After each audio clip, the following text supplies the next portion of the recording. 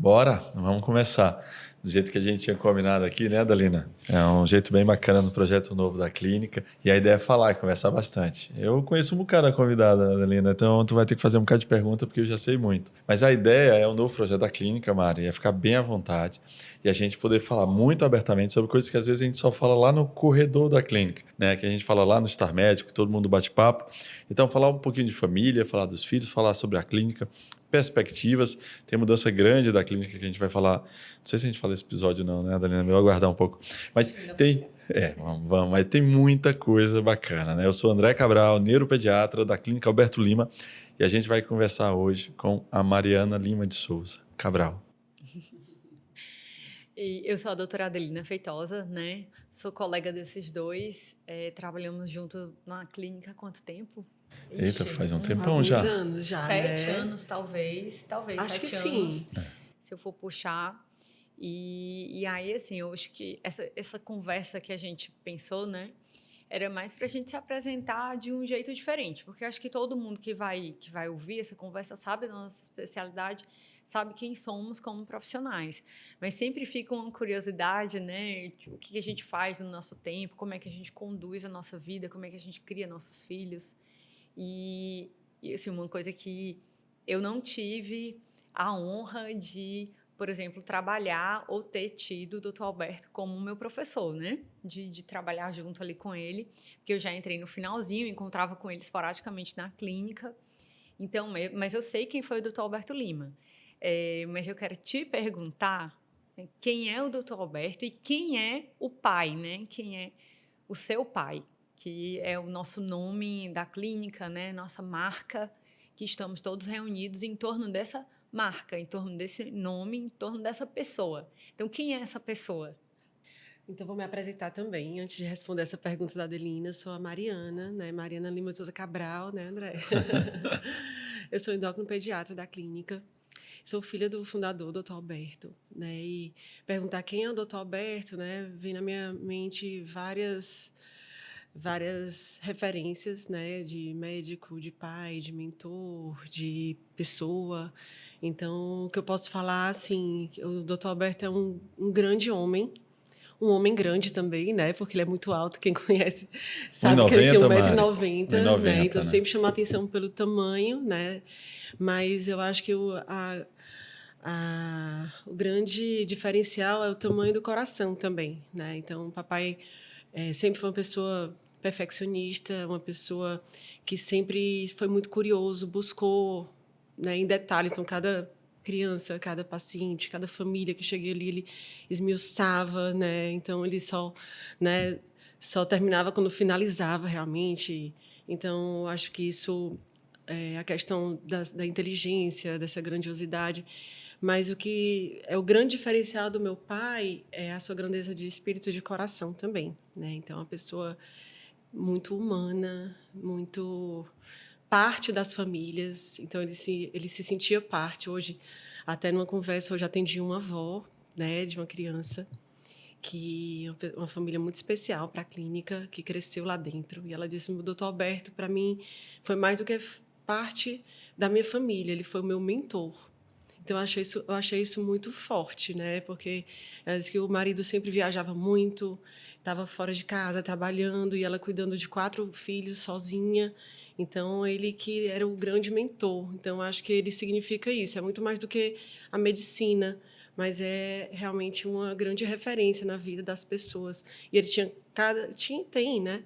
Cada paciente, para ele, é um filho querido que ele tem realmente debaixo de suas asas, da sua responsabilidade, né? Então, para ele, sempre foi muito especial. A medicina, para ele, é um sacerdócio. Então, acho que eu não conheço ninguém que tenha esse perfil, né? Essa junção de 2 características tão lindas, né? A questão da inteligência e da curiosidade com essa questão humana também. Acho que por isso que ele conseguiu esses grandes feitos aí na cidade. Então, como você falou, né? Essa marca, né? Vamos dizer, ela é muito levada a sério pela gente, né? Porque a gente que isso tem um grande peso. Isso tem uma certa responsabilidade da gente, como Clínica Alberto Lima, de continuar esse legado, trazendo para os pacientes essa segurança que eles tinham com ele. Eu sinto, embora eu não tenha convivido assim com ele tão de perto na atuação clínica, né, que a gente meio que copia e vai pela linha que ele sempre exerceu, né, que é uma linha de cuidado meio integral. Então, a gente acho que todos os colegas, assim, eu sei detalhes da vida dos pacientes, né? Então, assim, eu sei histórias, eu sei detalhes. E até porque a pediatria é uma especialidade, assim, no geral, muito longitudinal, né? Que você acompanha a criança por muito tempo. E, às vezes, você acompanha os irmãos, né? E aí acompanha os primos, aí, eu sou primo do fulano. Você faz parte da família, né? Você acaba fazendo parte da família e aquela linha, né? É como se fosse uma grande árvore mesmo, vai ramificando e a gente vai seguindo ali embaixo daquela, não sombra no sentido de apagamento, mas de acolhimento, de a gente estar ali dentro dos mesmos... De ser conforto. De ser conforto, dos mesmos ideais, né? Do que seu pai acredita. Isso é uma curiosidade. São quantos filhos? Porque você é uma das mais velhas, né? Na verdade, eu sou a bem do meio, né? É o recheio. É porque nós somos uma grande família, né? Meu pai teve 2 casamentos, são 1, 2, 3... Toda vida eu tenho que contar, porque tem os do primeiro casamento, né? Tem os 3 mais velhos, tem nós 3, as mais novas. Que são 3 tem meninas, 3 né? meninas que são as filhas, né, da minha mãe, que é o atual casamento dele. E ainda temos a Aline, que a Aline é a afilhada deles, né? A Aline era filha de uma funcionária da clínica, ela nasceu lá dentro da clínica e eles são os padrinhos dela, e aos 7 anos ela foi lá passar uma temporada e está lá com a gente até hoje, vai fazer 32, eu acho, a Aline. Então, nós somos até agora... E tem um filho também. Né? Isso, eu já falei, o Lincoln, né, que é músico, exatamente, violonista, toca muito bem. Uma das curiosidades sobre o meu pai, para quem não conhece, é que eu falei que ele é perfeccionista, estudioso, curioso, né? Então, isso não só na medicina, tá? Então, ele é um músico incrível. Também. Nos hobbies, ele toca violão clássico, assim, perfeitamente. Legal. Coisas que a gente nem sabe como é que pode ele não ter, né, estudado o violão clássico. É uma coisa de ser autodidata, né, de pegar a partitura e começar a ler. E ele toca música clássica perfeitamente. Também, ele gostava muito de pescar quando ele era mais novo. E ele ia para o Amazonas, né, com os amigos, uma vez por ano. Ia. Só que era interessante, porque era assim, eu presenciei muito isso, assim, quando ia chegando perto, ele tinha livros e livros de peixes, ele aprendia os hábitos dos peixes dos lugares onde ele ia. Que interessante. Ele vê quais eram os peixes que tinham naquela região, ele mesmo fabricava as suas iscas de acordo com o hábito do peixe, ele sabia as cores que iam chamar mais a atenção daquele peixe que tinha naquela região. Então, eu me lembro que na área de serviço tinha aqueles varais, né, de pendurar roupa, era cheio de isca pendurada, que ele mesmo colocava as penas, ele mesmo pintava e chegava com bastante peixe, né? Então, o Lincoln, que é o meu irmão, ele herdou essa questão da música, né? Um gene da família, os irmãos dos meus pais. E a Tina também, né? A Tina dá show, A Tina dá show também. A Tina toca e canta aí, perfeitamente. Exatamente. Então, é uma coisa, é um forte na família também, essa questão da música. Mari, fala um pouquinho da questão da clínica, que eu acho uma história super bacana, que é a ideia de como começou, né? Porque aí eu acho que a gente vai começar lá na Vigílio Távora, né? Ele vem de outras clínicas, com outras sociedades, e aí ele funda a Clínica Alberto Lima. A primeira foi a da Vigílio Távora, ali próximo à Vigílio Távora, ou não? Ele era sócio do Pronto Baby, né? Certo. As pessoas mais antigas da cidade, talvez todos vocês aqui já... A Adelina não, que é mais nova. Como assim? A Adelina só tem nós dois. Ela de você não, que é mais nova, entendeu? Sou eu. Isso. Eu fui paciente dele. Isso, você foi paciente dele. Talvez tenha passado pelo Pronto Baby, que foi, né, uma emergência pediátrica bastante famosa aqui na cidade. A Clínica Pediátrica Alberto Lima tem 41 anos. E como eu tenho um pouco mais do que isso, então realmente... Você deve ter passado no Pronto Baby. Eu passei no Pronto Baby. Exatamente. Fechou. Então, aí depois ele foi montar, ele veio... O meu pai, ele é do Rio Grande do Norte, né? Ele fez a faculdade lá. Depois ele foi para o Rio de Janeiro fazer a residência no Hospital de Servidores, no Rio de Janeiro. E depois ele veio para cá, para Fortaleza, para, né, iniciar a sua carreira. E desde o começo, assim, ele já começou a se destacar, né, pela sua dedicação, aquele afinco, aquele vontade de trabalhar intensamente. E logo ele começou o consultório, que inicialmente era na antiga Estados Unidos, né, na Virgílio Távora, ali onde hoje funciona o Cometa. Perto do Cometa ali, da Dom Luiz, né? Isso. E depois surgiu o sonho, né, de você ter mais do que um consultório pediátrico, mas você poder fazer um serviço, né, que pudesse trazer para a cidade um diferencial, um acolhimento, né, onde a gente teria outros serviços, uma urgência, mais tempo de Físio, né? atendimento, exatamente, de fisioterapia, dentistas, outros pediatras que sempre eram convidados por ele, então ele pegava os seus residentes, ele foi um dos fundadores também da residência médica de pediatria no Hospital Geral de Fortaleza. Que hoje a enfermaria leva o nome dele. Isso, Acho a importante enfermaria hoje do falar. HGF tem o nome dele, né? Foi uma homenagem muito, né, bem-vinda e justa. E uma curiosidade também, né, que meu pai, ele amava demais, assim, essa carreira de serviço público, né? A gente conhece muito o Dr. Alberto da Clínica Alberto Lima, mas ele trabalhou e se aposentou no serviço público, né? Ele era do HGF. E uma coisa que me vem muito também da infância, né, era a gente voltar nos finais de semana para da missa. E pra aí ver os pacientes. ele ficava, vou só dar uma passadinha, né? Já que está no caminho, então a nossa infância era no estacionamento da HGF, de manhã, embaixo das árvores, esperando o meu pai dar uma olhadinha nos pacientes, né? Tipo, às vezes alguém que ele tinha deixado um pouco ali, mas que estava mais preocupante, né? ele Um ia paciente dar mais olhar grave. com o olho dele mesmo, né? Assim que a gente... Acho legal também a história do Natal, né? Que ele levava vocês para cantar para os pacientes. Ele preparava números... Ele preparava as filhas, botava um funeral, pegava o violão e bora meninada. A Tina, tu imagina, né? Já... Todo ano tinha a festa da enfermaria do HGF e a gente ia se apresentar, né? Com muita vergonha. Alguns com vergonha, outros nem tanto. A Tina zero vergonha. A gente vai trazer a Tina também aqui, aí a Tina vai contar essa história sobre a versão dela zero, sem a vergonha. Isso, mas era um momento muito importante para a gente, né, como crianças, de estar participando do trabalho dele, de ver como ele era querido, de ver aquelas crianças... Aí agora eu vou me emocionar, né? De ver aquelas crianças tão sofridas, doentes naquele momento, né? E a gente era criança, às vezes ficavam impressionados, pai, eu quero aquela criança que tinha aquela coisinha diferente, por que ela estava tão magrinha, né?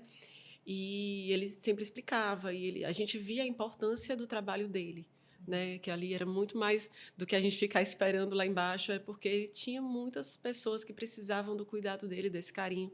E para a gente era maravilhoso esse aprendizado, né? Na época a gente não entendia, mas a gente amava ir para as festas, né?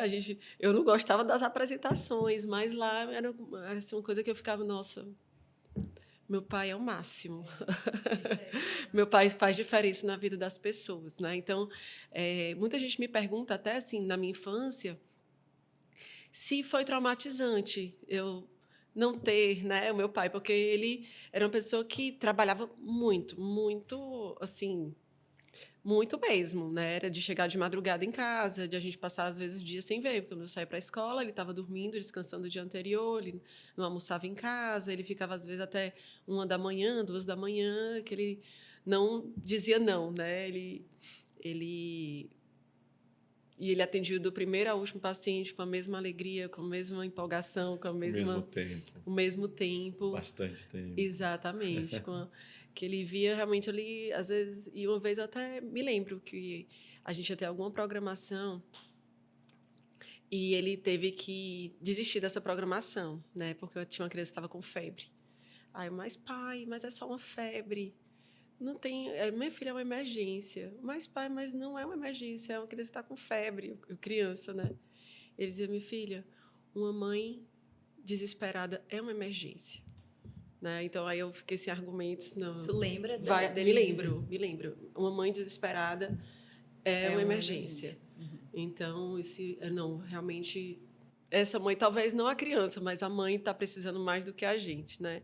Então, na verdade, a gente entendia muito isso. E eu admiro muito a minha mãe também, porque, para ela, ela sempre passava para a gente essa ideia de que esse dom que ele tinha, né?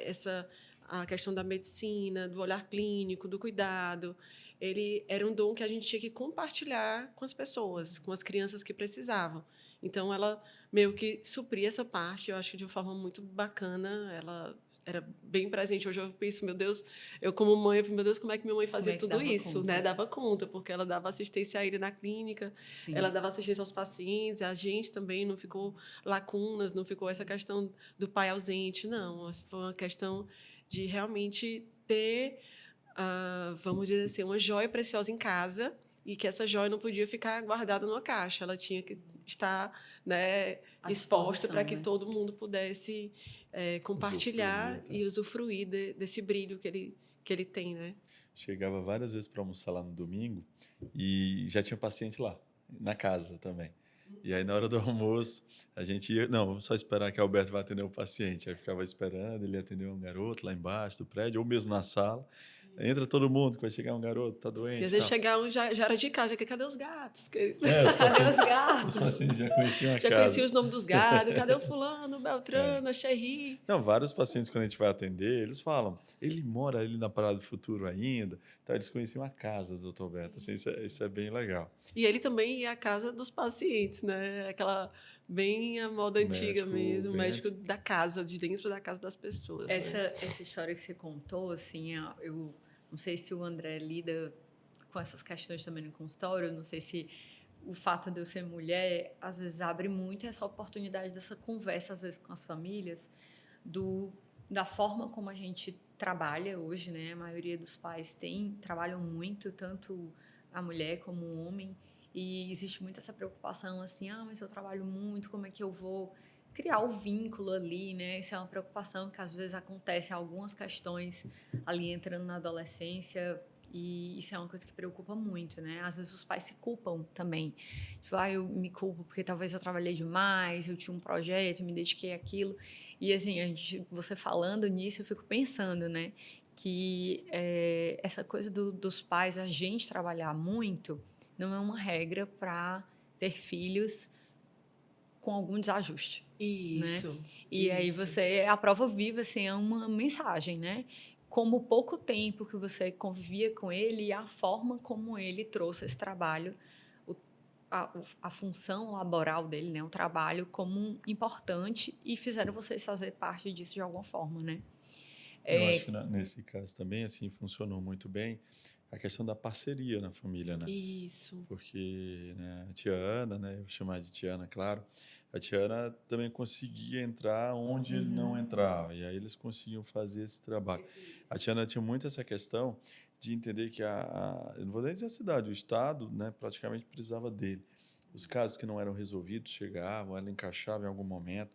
Então, muitas vezes os compromissos das meninas nas escolas não seriam atendidos, mas por uma razão que era atender, né? E aí a Tiana conseguia colocar o paciente em sala para ser atendido e, ao mesmo tempo, correr e estar presente na questão das meninas. Essa gerência, eu acho que é isso, né? que ajuda, né? Assim, e que talvez seja mais difícil para algumas pessoas, quando não tem, né, a possibilidade de ter ali na rede de apoio uma parceria mais forte. Né? E eu acho importante também, assim, a gente puxar hoje para o nosso dia a dia, que não é a quantidade de tempo com os filhos, porque às vezes a gente tem pais que hoje, com essa modernidade, têm um trabalho online, que estão em casa, que estão ali, né?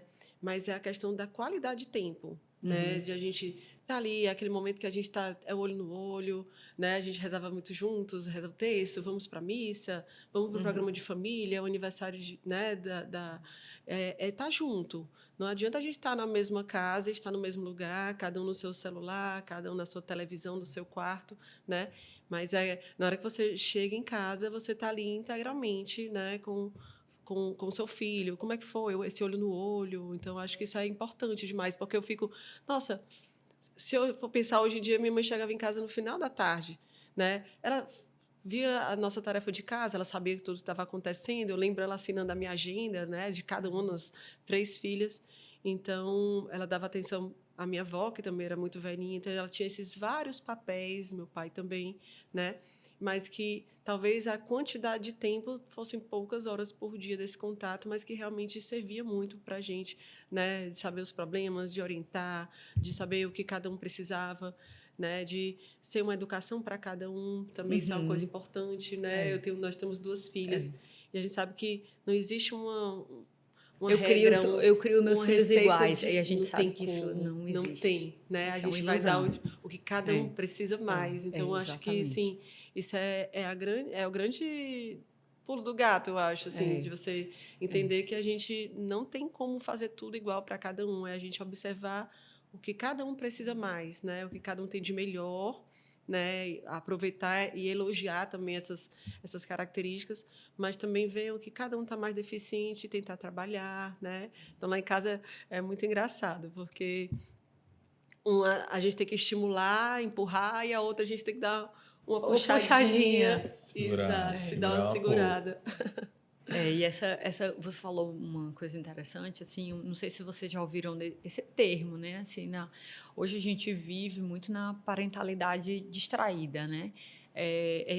A forma como a gente cria nossos filhos acaba que a gente está muito distraído, você não percebe ali uma nuance, alguma dificuldade que a criança tem, uma questão comportamental que merece uma atenção mais especial, né? Um comportamento que às vezes se estende da escola para dentro de casa ou de casa para a escola, né? Um comportamento que merece uma atenção.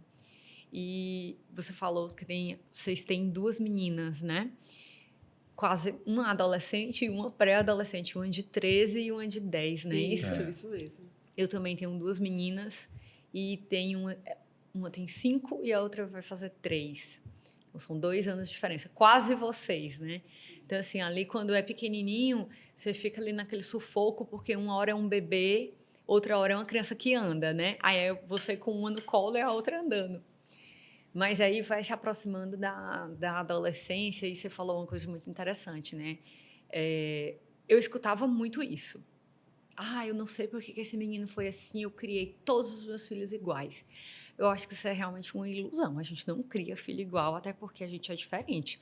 Eu fui uma mãe completamente diferente para minha segunda filha, porque as experiências são outras, o momento de vida é outro, a maturidade é outra, e as necessidades, elas são individuais, né? E elas vão da necessidade mais básica, que é o que come, até as subjetividades, como é que se comunica, como é que se enfrenta as dificuldades. Como é que enfrenta a dificuldade, né? como é que se expressa emocionalmente, né? E aí me fala um pouquinho, assim, às vezes a gente se encontra assim rápido no corredor, o André às vezes está numa reunião assim comigo, entra uma mensagem no meu celular e eu mando um áudio dizendo onde é que está uma tiara de cabelo da mais velha. Aí o André, meu Deus, tu sabe onde é que está a tiara do cabelo? Eu sei, né? Porque a gente tem essa, né? Eu acho que também são coisas distintas. Uma coisa é a mãe, outra coisa é o pai, né? Claro que existem contextos que um precisa exercer o papel do outro, mas eu acho que é muito saudável para a criança entender, né, a separação das coisas. E eu realmente na minha casa sou a pessoa que sabe onde é que está o laço rosa que tem glitter, que ganhou no aniversário que da ganhou no fulaninha. aniversário da fulana. Eu não sou essa pessoa. Eu sou o que ligo perguntando. E aí me conta assim como é que é para você hoje, né, a pré-adolescência das meninas. Olha, Adelina, eu vou te falar que esse já foi um momento que já foi preparado lá atrás, né? Desde que, quando a gente se torna mãe, né? A gente vai buscando exemplos, a gente vai buscando em quem se espelhar. Eu me espelho muito na minha mãe, como eu falei, né? É uma pessoa que eu admiro muito. Uhum. Mas uma coisa que eu sempre tive essa ideia é que eu acho que ninguém ocupa, né, esse papel de mãe tão bem quanto a gente mesmo. Uhum. Então, desde o começo, eu e o André, a gente se dividiu muito bem, assim, na questão de ter tempo com as meninas. A gente sempre procurou nos finais de semana, claro, tinha alguns que a gente estava muito cansados, mas a gente tentava, na maioria do tempo, estarmos nós mesmos com elas, mesmo elas muito pequenas, porque a gente sempre viajou com elas, a gente sempre esteve presente para a gente. Acho que nessa convivência que a gente vai entendendo, né, onde é que estão as maiores dificuldades, onde é que a gente precisa trabalhar. Então, essa intimidade da família ela é muito importante. Então, isso exige muito do nosso olhar, do nosso dia a dia, da observação. Então, a gente sempre teve isso. A gente também procura ter tempo individualmente. Então, eu com uma, eu sozinha com a outra, o André também, né, ter um momento só do pai com uma filha, um momento só com a outra filha. Então, isso a gente foi trabalhando ao longo do tempo. E é engraçado que a gente sempre ouviu, né, quando você fala, as minhas são pequenininhas, têm 3 e 5 anos, e quando você fala das minhas que têm 10 e 3, às vezes eu me assusto, porque realmente parece tão distante assim, para mim. é assim. Mas é engraçado que, assim, que quando ele me pergunta, nossa, como é que pode você ter uma adolescente tão maravilhosa como a Isabela, né, a Helena, sempre são meninas que realmente onde elas vão são muito educadas, ela não se preocupe, elas são muito bem-vindas nas casas, mas eu acho que isso não é do dia para a noite, é algo que a gente vai construindo nesse dia a dia. Isso exige muito o nosso empenho e de a gente saber a nossa importância. A Né? questão da adolescência é um termo que também sou apaixonado, né? Assim, a nossa vivência de consultório, hoje a gente trabalha muito com, não só com desenvolvimento, mas muito com comportamento infanto-juvenil. E é sempre bacana atender os adolescentes. E aí, quando a gente está falando para os pais, assim, já adolescentes, é muito difícil que eles consigam fazer as modificações que eles acham ser possíveis. Então, sempre que eu atendo garotos menores, garotos e garotas menores, eu tento explicar para a família, né, como funciona a questão da influência, né, sobre tomada de decisões dos filhos e o quanto que isso altera quando passa a vida. A vida baseada em evidências é sempre bacana assim, de compartilhar, né? A gente tem uma influência muito forte, né, quando ainda pequenos, né? Essa influência da tomada de decisões pela opinião dos pais, ela vai ficar algo em torno de 80% a 90%. E quando entra na adolescência, a gente cai para 10, 20 e o meio se torna 80%.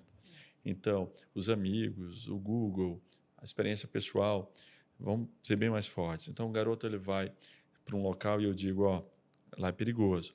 Se é uma criança, ela vai levar isso muito em consideração. É verdade que ela pode ter uma característica mais impulsiva e mesmo assim, mas tem uma grande chance dela seguir. Quando adolescente, eu digo, ó, o local daquela festa é perigosa. Ele vai dizer, pai, é nada, o pessoal já me disse, é porque o senhor está mais velho, mas lá é de boa. Eu já fui, inclusive, eu olhei no Google e lá tem várias estrelas aí. E aí, como é que a gente faz? A gente se desespera? Não, a gente começa muito cedo. Porque se a gente passa a informação muito cedo, e aí sim, quando a minha informação só vale 20%, ela reverbera diferente. Um dos estudos talvez mais interessantes, né, sobre isso são os estudos que foram feitos com crianças japonesas que em algum momento foram morar nos Estados Unidos. E é bem interessante essa história. Eles foram ver que alguns garotos, né, japoneses, filhos de executivos japoneses, foram para os Estados Unidos e eles modificavam seu jeito de ser e eles ficavam americanos. Já algumas outras pessoas chegavam lá, japoneses nos Estados Unidos, e eram encontrados já velhinhos e eram japoneses, claramente japoneses, o hábito de alimentação japonês, o hábito de vida japonês. Então, o que é que torna alguns japoneses americanizados e outros continuam japoneses a vida inteira? Será que é o tempo? Será que por mais tempo eles ficam ali? Ou será que é a fase? O que é que eles descobriram? Que é a fase. Os que foram morar com os pais no início da adolescência e por lá ficaram até os 19, 20 anos, quando voltavam para o Japão, eles voltavam com hábitos americanizados, que nem os pequenos tinham. Aqueles que iam com 1, 2 e ficavam e voltavam com 10, como eles tinham no núcleo da família os formadores de suas raízes, eles voltavam ainda japoneses. E durante o resto da vida inteira eram completamente japoneses. Então o estudo foi bem interessante para mostrar qual é a fase que vai marcar a tua história em relação à questão de quem você é culturalmente. E aí você pensa, certo, André, e agora? O que é que isso tem a ver com o que a gente está fazendo? E aí vem um desafio, assim. Quem é que está criando os seus filhos hoje? Porque tem uma grande chance, né, dos filhos estarem escutando mais o youtuber do que é você. Tem grande chance de que mais do que ele circular na tua vizinhança, ele está circulando no endereço eletrônico que você nem conhece. Então, foi vendo que essa questão da formação cultural de rede social hoje impacta muito no jovem. E aí a pergunta é, e para o resto da vida? O que é que esse jovem vai carregar? Né? Isso é muito importante. Não tem como a gente não falar de adolescência e não falar de rede social, né? Total. Isso eu ia perguntar para vocês também, que ontem saiu aquela lei da Austrália, né? Massa. Que isso, 15, eu queria 16 perguntar anos. a vocês, como neuropediatra, o que é que vocês acharam, né? Dessa lei que está na Austrália, mas alguns outros países também estão estudando essa possibilidade. Isso tem, em relação à neurociência, isso tem fundamento? O que é que vocês acham em relação a proibir redes sociais até os 16 anos? Tem muito fundamento, assim. Tem bastante, porque a gente está em formação de personalidade, né? Isso é bem marcado até os 18 anos. Então, todo o conteúdo que você é overexposto, que é exposto de forma exagerada, ele vai te marcar de alguma forma e ele pode te dessensibilizar, ele pode te trazer um medo excessivo àquele tema, ou pode alguma coisa acontecer nesse sentido, assim, mas muito relacionado à exposição. Então, depois dos 18, não. Se você jogar jogos violentos depois dos 18, isso não vai mudar a tua sensibilização à violência. Agora, se eu te coloco numa rede social onde o algoritmo vai te jogar uma informação muitas vezes violenta, né, e isso muito para os meninos, né, e para as meninas, muito a questão da relação da autoimagem, você vai formar, muitas vezes, na menina uma personalidade insegura, porque ela acredita que não segue os padrões. Por quê? Porque o padrão que ela procurou é um padrão totalmente diferente. Então, quando ela está olhando maquiagem, vai aparecer uma japonesa para ela, que tem uma pele totalmente diferente da pele dela. Então, às vezes, ela vai olhar o corpo e aí ela vê a altura de uma norte-americana, que também é totalmente diferente do padrão genético dela. O cabelo pode ser de alguém nórdico. E aí ela vai começar a se comparar e não consegue achar. E aí você passa toda a adolescência nesse prejuízo. Se você já aos 18 anos tem acesso a esses conteúdos, é óbvio que isso também pode trazer ansiedade ou ficar mais... Até para o próprio adulto, né? Para o adulto traz, mas isso não vai te marcar da mesma forma. Uhum. Então, a Austrália é um dos pioneiros nessas mudanças e agora traz a regulamentação para afastar dos 12 anos anteriores, né, que era a antiga regulamentação, mas a batalha, na verdade, é que chega aos 18, em algum momento talvez isso chegue. Ou seja, você vai ter que ter uma responsabilidade muito maior para poder entrar naquela vizinhança, né? Encarar a rede social como uma vizinhança que os pais não estão dentro e que você precisa agir com muita responsabilidade. Então, esse é um papo bem recorrente no consultório, né, Dalila? Assim, redes sociais é sempre um papo muito recorrente. Muito, porque, principalmente assim, se a gente for entrar aqui só no gênero, né, assim, para as meninas especialmente, a gente tem problemas. Eu já recebi pacientes, né, com gatilhos ansiosos, aquela sensação de insatisfação, de não pertencimento, muito mais exacerbado pelo uso abusivo, né, de rede social. E aí a questão da rede social, né, muda tão e tão rápido, porque vocês lembram, né, da época do Orkut. Aí o Orkut, que foi um dos aplicativos assim sociais. Orkut, o que era isso? Não é da minha tempo, não. Mas era um aplicativo social de conexão social que era completamente diferente. Depois veio o Facebook, né? Então, a engenharia social desses aplicativos era outra do que agora é a rede social atual, com esses algoritmos que entregam, né, o que você está vendo. Então, o TikTok, por exemplo, tem um algoritmo super potente de entrega das preferências. O problema é que a gente está lidando, né, com adolescentes ainda em formação. Então, ele pode estar ali por uma curiosidade, um impulso, um vídeo estranho. Né? Às vezes, basta ser estranho. Né? Então, tem toda uma explicação. Essa palavra tem sido muito utilizada por eles, né? Fulano é estranho. Fulano é estranho. Será que eu estou estranha? Isso, a neurociência demais a questão né, do estranho. Porque o estranho é qualquer coisa que não se encaixa. No padrão. Mas que padrão, né? O padrão é estabelecido por 2 ou 3 que assumem a liderança sobre o que vai ser o padrão. E que com o algoritmo isso ganha uma potência muito maior. Então, assim, a normalidade é o que o algoritmo entrega em maior volume, né? Então, vai cair naquela conversa que a gente tem, às vezes, também no consultório, né? Assim, nos corredores também.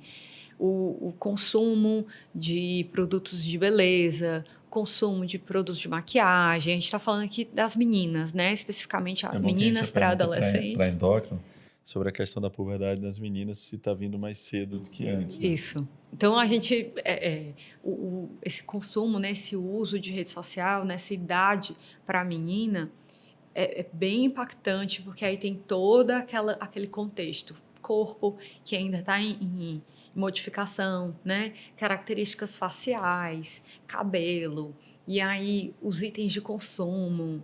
Então, aquela necessidade de buscar, quero comprar aquele determinado produto que viralizou na internet, né? Então, aqueles vídeos viralizam. Então, aqueles produtos que se acabam, né, nas lojas de maquiagem. E aí, recentemente, uma discussão também que é meninas muito pequenas em lojas de departamento de cosmético. Então, cosméticos com produtos químicos que, às vezes, a pele de uma criança não tem capacidade de receber. Outro assunto também que é tudo meio interligado a isso, a indústria de brinquedos hoje vende mais itens de maquiagem, de cuidados, né? Creme, shampoo, com aqueles produtos licenciados, né? Então, você vê maquiagem de personagens infantis, esmalte. Então, eu vi uma reportagem de uma feira de brinquedos que parece que uma porcentagem alta, não vou me recordar, não era mais brinquedo, eram produtos de beleza licenciados, né? O que é um produto licenciado é que você pega um personagem, por exemplo, da Disney, e aí coloca, né, num produto de skincare ou de cabelo, shampoo, e aí por aí vai, né, de maquiagem. E aquilo é um apelo forte, né, uma indústria que está ali trabalhando para aquilo. E o André já citou uma coisa que é muito... A internet também dissemina várias ideias. Uma pergunta que eu quero até te fazer, né? Afinal de contas, né? Esses produtos, né, que a gente usa, então, shampoo, condicionador, né, esmalte, fala-se muito em disruptor endócrino, e já que estamos falando de meninas, de puberdade precoce. Então, a gente sabe que a idade em que as meninas menstruam, né, diminuiu nos últimos anos. Então, a gente tinha uma menarca ali, que é a primeira menstruação, né, 10, 11 anos, 12, hoje está 9, 8, né? Isso. Na verdade, assim, tem se antecipado, né, um pouco essa idade da primeira menstruação. Ao longo de vários anos, não é uma coisa que é tão rápida.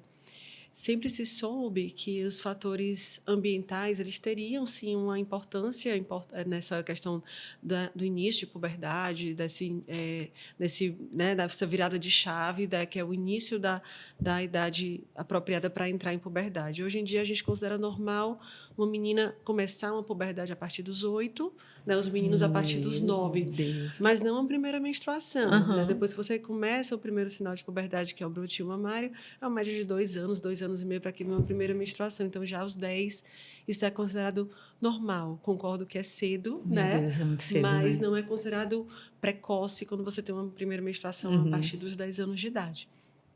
Mas é interessante que eu acho que um grande, vamos dizer assim, professor para a gente, até da endócrino, foi essa questão da pandemia, que a gente viu que esses fatores ambientais têm, sim, importância, né? Porque a gente começou a ver um monte de casos de puberdade, né? Que quando a gente começou a atender novamente no consultório, a gente achava que era uma questão de demanda reprimida, eles ficaram muito tempo sem ter acesso ao especialista, mas depois a gente acabou vendo que realmente aumentaram as crianças que tiveram essas questões, né, de uma puberdade mais cedo. Vários trabalhos no mundo. O pioneiro foi um italiano, né? E aí começou a se perceber o que é que estava causando isso. Então, a questão, fatores de estresse, cortisol, a alimentação, que mudou muito, né? Tanto a questão, principalmente assim, o IMC, a criança que tem um IMC mais alto, ela tem uma tendência a ter uma puberdade mais cedo do que as mais magrinhas, né?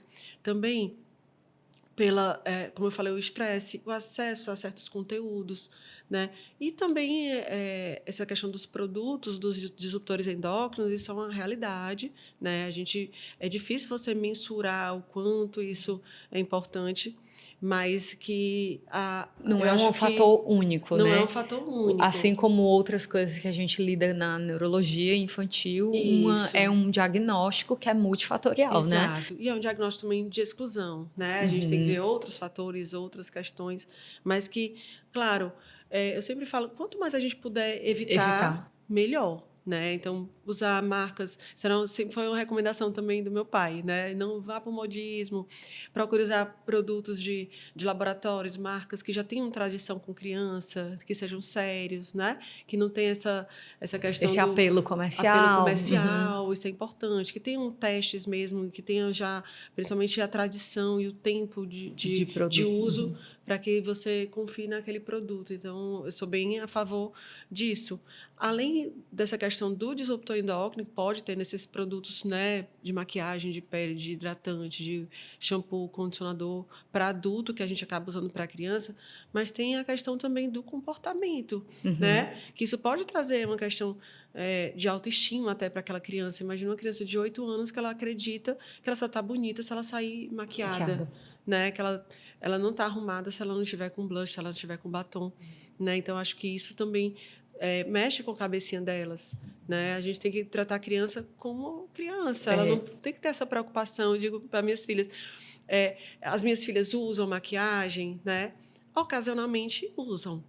Tipo, a festinha da academia de dança é uma coisa...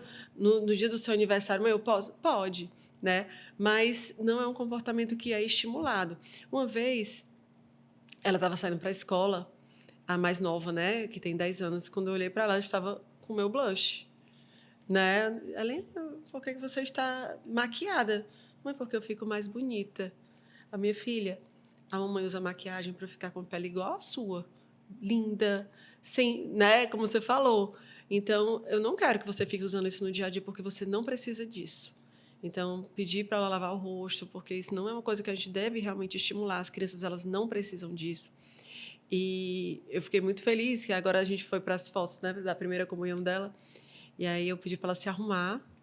E ela foi lá, arrumou o cabelo, fez um penteado, a coisa mais linda. Chegou, tá pronta? Tô pronta, mãe.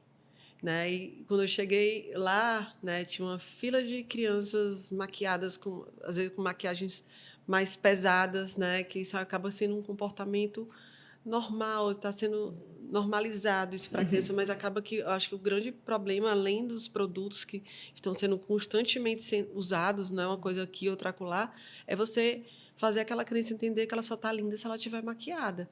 Né? Então, isso também pode influenciar né, o tipo de conteúdo que ela vai estar acessando depois também, né? E fora que isso também, assim, além, você está falando de puberdade precoce, mas o que a gente vê muito alergia são produtos, né, que não são apropriados para criança. Acho que isso é um assunto até para a gente depois convidar a Juliana, né? A Juliana Leitão, dermatopediatra da Clínica Alberto Lima, para conversar sobre isso, porque eu acho que é um assunto que merece um bate-papo especial. E uma coisa que eu acho que as minhas são pequenas ainda, né? As minhas ainda não têm essa noção, por exemplo, de que ficam bonitas com a maquiagem. Elas vão pelo atrativo da embalagem, da cor, do brilho.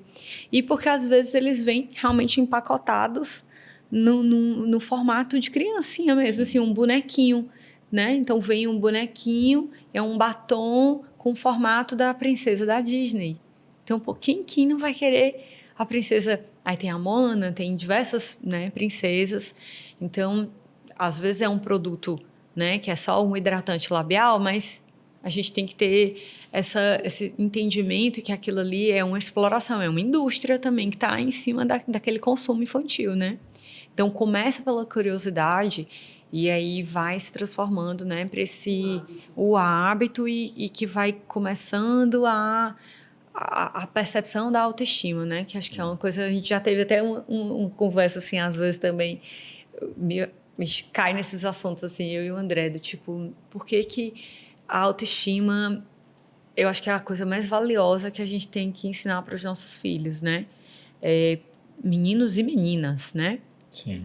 para as meninas, é muito fácil a menina ancorar os valores da sua autoestima no externo, no comportamento, nas boas notas, na aparência física, né?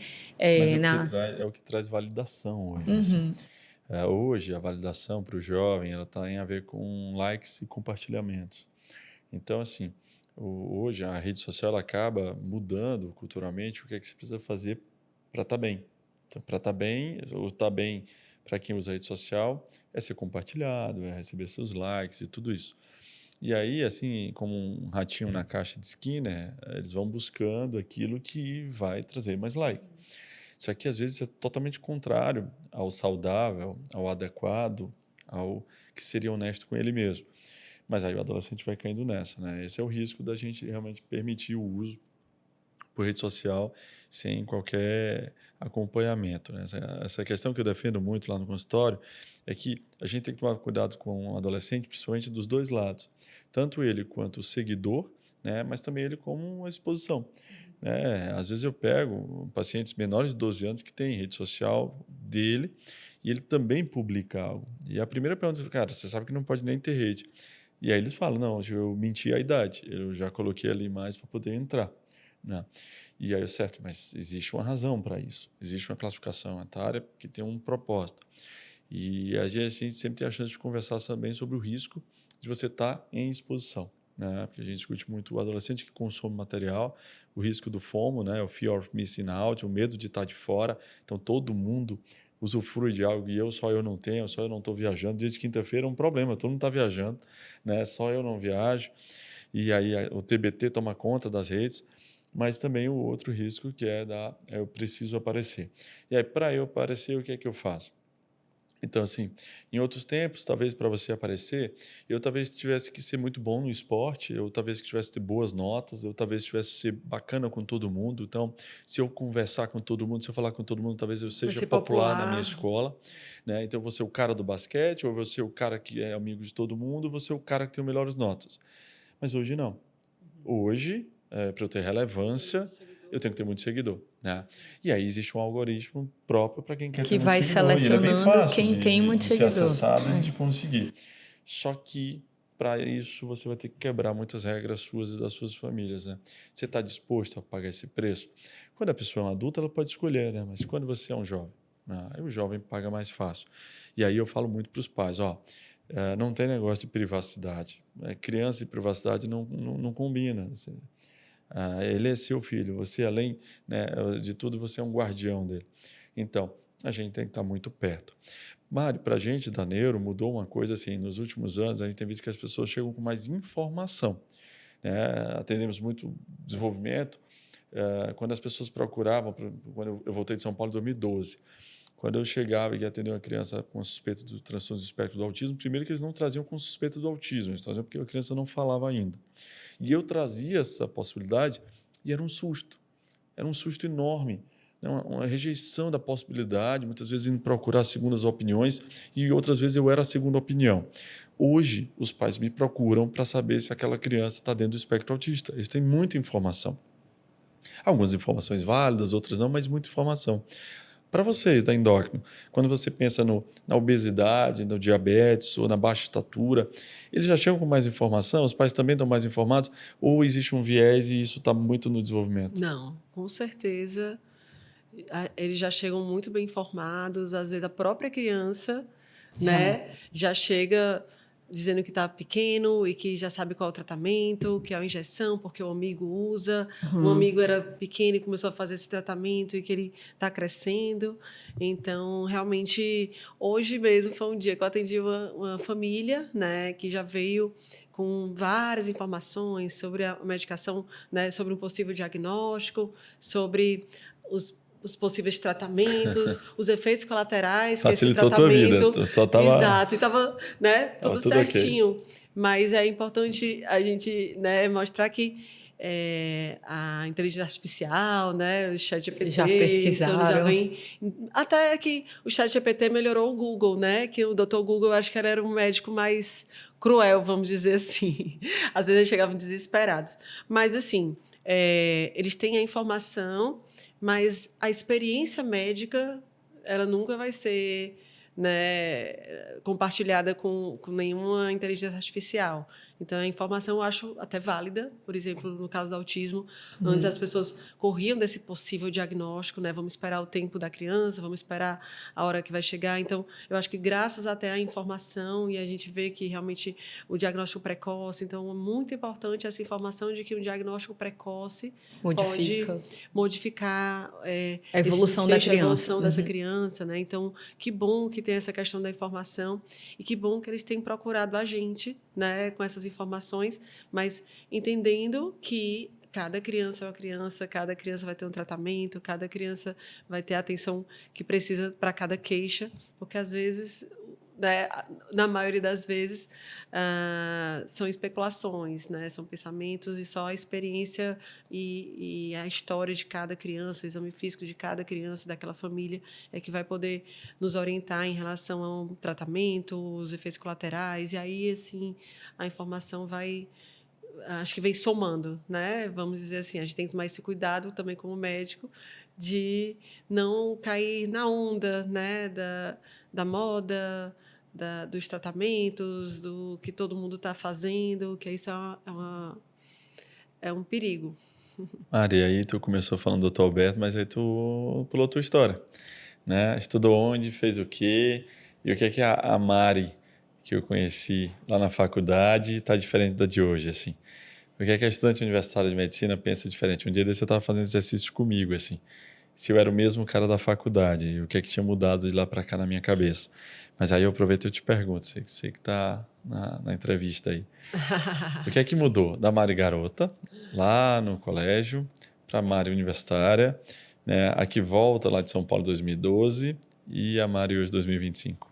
Bem, Quem era a Mari no difícil colégio? a gente falar da gente mesmo, né? Quem era a Mari no colégio? Se a gente entrasse lá no Batista, assim, como é que a gente ia achar a Mariana no recreio? Eu era uma menina magrinha, discreta, tímida, muito caladinha, muito atenta às regras e orientações, né? Então, sempre foi aquela certinha, exatamente. Boas notas. Boas notas, boa amiga, né? Eu acho que algumas características permanecem, outras a gente vai amadurecendo, né? Então, a ideia da medicina, de você ter aquele sonho, surgiu da admiração do trabalho do meu pai, de poder ser útil como ele era, né?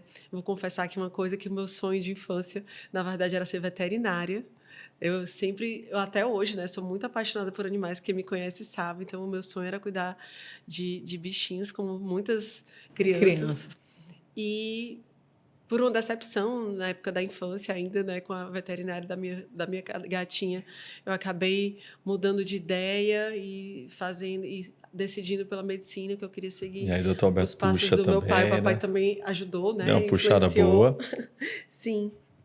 Fui fazer medicina fora, fiz em São Luís do Maranhão, na faculdade, na UFMA Federal do Maranhão, foi onde eu conheci o André. A gente se conhecia de cursinho, mas foi onde a gente se conheceu e a gente teve, sim, um curso incrível, com vivências maravilhosas. Vocês eram da mesma sala? A gente era da mesma turma de faculdade, gente era bem amigo. A nossa turma, a maioria eram 18 cearenses, de 35 eram 18 cearenses. Então, era uma comunidade... A gente morava no mesmo prédio, né? Na verdade, mais 3 amigos, né? A Mari também morava com 3 amigas, mas todo mundo no mesmo prédio lá. Então, tem uma comunidade cearense, todo mundo junto aí. Isso, foi um período assim, inesquecível, que foi muito importante para o meu amadurecimento. Depois, voltei para o Ceará para fazer residência médica. Albert Sabin. No Albert Sabin, pediatria, né? Que foi um momento bem... de muito crescimento, de muito enfrentamento também, né? Porque vem essa questão da responsabilidade, né? De você agora eu sou médica, agora tem muita gente sobre a minha responsabilidade, sobre o meu cuidado. Então, acho que isso foi bem, assim, eu queria que muita gente tivesse esse senso de responsabilidade, que a gente está vendo que as coisas vão se perdendo. É normal a gente, quando se forma, ter um pouco de insegurança e ter essa preocupação de querer acertar, de querer estar sempre estudando, de querer estar melhorando, né? E hoje a gente vê, infelizmente, uma realidade um pouco diferente. E depois que a gente terminou pediatria, resolvi fazer uma especialidade pediátrica, até um pouco contra a vontade do meu pai. Ele queria que eu fosse pediatra geral, porque é uma frase dele, né, que o paciente ele tem que ser visto inteiro. Né? Então, ninguém, nenhum especialista vai substituir o pediatra, e eu concordo com ele. Eu também. Isso. Tem que ter, né? O dono, eu Tem. sempre falo O para dono pessoas é assim, o ó, o pediatra. dono também. Não, estou vindo pra minha aqui porque eu galera. quero fazer. Exato. Eu acho que o pediatra sempre vai ter essa visão holística do paciente, né? De tudo. E vai saber, fala, doutor, com que frequência eu tenho que. A partir de que idade eu tenho que ir no endócrino pediatra? Na verdade, não existe essa regra, né? Na verdade, toda criança precisa dessa consulta anual com seu pediatra, e o pediatra ele vai dizer quem precisa ir para o neuro, quem precisa ir para o endócrino, porque na maioria das vezes, né, nem tem essa necessidade. Enfim, mas me encantei pela endocrinopediatria, né? E o André queria fazer neuro, né? Então eu vou com o André, eu faço endócrino, vai ser bom que vai, né, complementar meu consultório, porque a ideia inicial era fazer pediatria, e como o endócrino tem muito essa questão do crescimento, do desenvolvimento, ia me ajudar muito na minha prática clínica. E quando a gente volta, que eu comecei fazendo exatamente dessa forma, né, eu vi que, na verdade, o que eu amava de verdade é o que eu via mais, vamos dizer assim, o retorno do meu trabalho, dos meus tratamentos, era com endócrino, não estava conseguindo fazer as duas coisas, né? Então, eu tive essa conversa com ele, né, que foi bem difícil, mas fui muito bem acolhida, e ele entendeu, né? E aí foi quando começou essa mudança até da clínica, né? Que eu acho que é uma tendência mesmo de a gente começar assim ver as especialidades, mas nunca esquecendo da... Até porque quem é paciente da clínica, a gente o paciente entra pela endócrino, a Mari compartilha comigo. Às vezes a gente sai de uma sala, às vezes eu estou atendendo. Exato. E aí, peraí, deixa eu ver se o ortopedista está aqui. Isso, Adelina, eu ligo, o Jansen, né, que é o nosso ortopedista, que virá aqui também. Mas você perdeu uma das grandes emoções, assim, de responsabilidade, é quando eu estava na sala, tocava o telefone e dizia assim, doutor Alberto está te chamando na sala. Aí você entrava lá, estava teu pai com o paciente. Ele, André, queria te mostrar um paciente. Eu disse, meu Deus, doutor Alberto, você sabe tudo aí. Mas vamos lá, o que eu posso ajudar? E aí ele queria mostrar algum caso interessante, discutir, falar da conduta dele, né? Sempre com muita humildade, com muita tranquilidade, falava.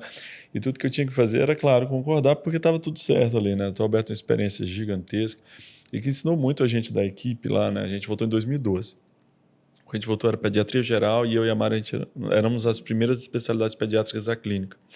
E a gente aprendeu muita coisa, e eu, por exemplo, vi muita coisa sobre a questão de esperar a natureza mostrar uma resposta, e muitas vezes.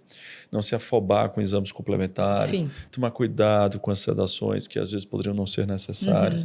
Então, todo esse cuidado com o paciente, né? Então, mostrar um pouquinho, ó, calma, deixa eu ver essa natureza primeiro, para onde é que ela vai. Se estou num limite de segurança, talvez seja melhor esperar. E isso foi muito bacana. Mas, sem dúvida, Adelina, quando ele chamava na sala, aí se dá uma tremida, né? Aí o negócio é mais sério. Você entrou lá, estava ele 1,90 m de jalé, cabelos brancos. Alberto Lima, né? Com toda a experiência. Agora, e o contrário, né? Quando a gente tinha a oportunidade de chamá-lo na sala, é a hora que ele entrava na sala, o brilho do olho do paciente era todo para ele, viu, Adalena? Todo, mais do que merecido. E aí ele ia lá e tocava no paciente, conversava com a família, sempre foi uma coisa muito bacana. Isso para a gente também, lógico, o paciente tinha uma validação enorme do que a gente fazia, e a gente ficava, ufa, né? É isso mesmo, né? É isso mesmo, o homem... Isso ajudou muito nesse nosso início aqui, né? Eu acho que essa coisa, assim, curiosamente, é a coisa que eu mais gosto de trabalhar na Alberto Lima. Isso. É a coisa que eu a mais poder gosto. Contar uns com os outros. Mas eu acho que esse é o grande diferencial da gente. Assim, toda vez que eu estou na sala, eu chamo um colega, ou eu vou na sala de um colega e eu entro, eu acho interessante como os pacientes gostam de ver que conversamos, né? Estamos juntos. Peraí, deixa eu pegar aqui uma opinião do doutor fulano que eu quero ver se ele concorda comigo ou se ele tem uma coisa diferente para contribuir. Eu acho isso porque ninguém sabe tudo, ninguém sabe tudo, né? Dentro da nossa própria especialidade de cada um. Às vezes é muito interessante ver a visão do outro colega, né? E as nossas especialidades complementares, às vezes o paciente precisa ali a gente sabe até mais ou menos por onde ir. Deixa eu só ter certeza se para o paciente isso é muito valioso, porque às vezes isso economiza assim, um tempo dele estar ali batendo cabeça, procurando. Mas eu acho que é tal coisa, deixa eu chamar aqui o doutor Jansen. Jansen concorda, né? Eu já fiz isso com o Jansen. E a gente consegue fazer isso lá na clínica, mesmo dentro da neuropediatria, né? Isso eu acho um negócio bacana, né? Eu acho que o compromisso sempre é em ajudar o paciente. Eu vou resolutivo. Ser resolutivo. Né? Eu vou fazer o que vai ser melhor para ti. Às vezes o melhor para ti é eu chamar alguém que é ainda melhor do que eu nesse assunto. E eu vou chamar. E pode ser dentro da mesma especialidade. E não há problema, né? E não há problema nenhum nisso. E é assim que a gente faz. São 41 anos de Clínica Alberto Lima, né? Fundada em 1984. Desde 94, no endereço ali da Cataumamed. E ali teu pai comprou uma casa, não foi, Mari? Reformou, depois comprou a outra e reformou depois, não foi? E ali desde 1994, né? Certo, show demais. E dá uma vontade de contar segredos para o próximo ano da Alberto Lima, mas não sei que horas, quando é que o pessoal vai ver esse podcast, mas né? Talvez se acompanhar na rede social vai ver umas coisas legais que vão surgir em 2026 para a Clínica Alberto Lima. Muito legal, muito legal. Mário, eu acho que a gente circulou bem a história do teu pai, circulou bem a tua história, né? Circulou bem também toda essa parte de família e tudo isso. Eu sou suspeito para falar né, o quanto sou fã, que ela consegue unir as características massas de uma médica maravilhosa, de uma esposa também maravilhosa e de uma mãe que atinge né, o máximo. Né, sua perfeição. Então, essa calma, essa paz, né? Mais ou menos sempre. Vai lá morar com ela, né? Vai lá morar com ela para tu ver o negócio. Uma mulher valente que só ela, mas isso aí a gente corta depois do podcast. Como diz a minha mãe, sou Teixeira Canela Preta, né? Não, eu parei com esse negócio. Entendedores entenderão. Eu parei com esse negócio de filho, porque ela, 2 meninas, eram 3 mandando em mim na casa. Eu parei, não, vai que vem outra menina, mais gente, o gênio dela aí para mandar em mim. Então eu só obedeço, é bem tranquilo. Mas eu acho que foi massa o bate-papo. Eu te prometi que ia ser leve, que ia ser tranquilo. Eu acho que foi. Acho que a gente cumpriu mesmo. Eu acho que a gente conseguiu isso. E vai ficar um gostinho assim de que temos que chamar mais gente da clínica para conversar. E depois falar das novidades, né? Vamos chamar a Tina para contar as novidades. A Tina vai ter que trazer o violão aqui, porque a gente vai fazer essa propaganda dela. A gente já fez propaganda dela que ela canta, e né? Contar os causos. E contar os causos, porque a melhor coisa da Tina são os causos. Acho que a gente tem que reproduzir nessa mesmo dia é a Casa de Praia, que é o apelido carinhoso do nosso Star Médico. Né? E outro dia a gente explica por que é Casa de Praia. E aí a gente vai todo mundo da Casa de Praia aqui para bater o papo, vai ser bem animado também. Mari, show. Obrigado por ter topado. Obrigado pelo convite. Esse primeiro episódio, né? Um piloto aí do que a gente quer fazer. Mas a ideia era realmente trazer leveza para temas interessantes para a gente e que eu acho que são interessantes. Pacientes antigos da clínica vão gostar de ouvir essas histórias do teu pai. Os pacientes novos vão gostar de entender um pouquinho da filosofia Alberto Lima, né, que a gente tenta manter ali a ferro e fogo, mas que a gente acredita que a gente está conseguindo manter um legado bem interessante que ele traz ainda hoje para a gente. Né? Mais alguma coisa, Adalina? Vamos por aqui. Se deixar, a gente vai até mais tarde. Então, a gente chama a Mariana para outro episódio. Então. Obrigada.